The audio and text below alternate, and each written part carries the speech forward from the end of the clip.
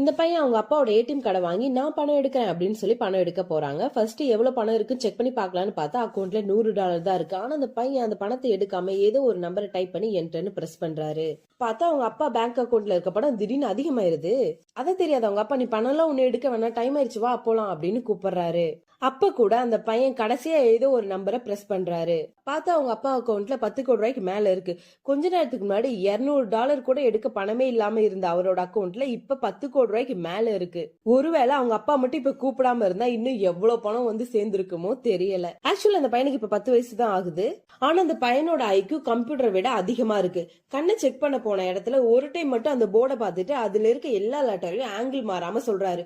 இதை பார்த்து அந்த டாக்டர் ஆடியே போயிடுறாரு. அதே மாதிரி எக்ஸாம் கொஸ்டின் பேப்பர் எடுத்து அடுத்த செகண்டே அதுல இருக்க எல்லா ஆன்சருக்குமே டான் பதில் சொல்லிடுறாரு. இதை பார்த்த டீச்சர் இந்த பையன் ஆன்சர் தெரியாம கண்டதை எழுதி வச்சிட்டு இருக்கான்னு அதுக்கப்புறம் இந்த பேப்பரை வாங்கி பார்த்த டீச்சர் அந்த பையன் எழுதி இருக்கிறது எல்லாம் கரெக்ட்னு தெரிஞ்ச உடனே ஷாக்கே ஆயிடுறாரு.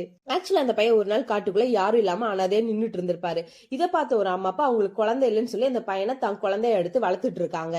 கிளைமேக்ஸ்ல தான் தெரியுது இந்த ஒரு பையன் சாதாரண மனுஷன் கிடையாது, இந்த பையன் ஒரு ரோபோட்னு.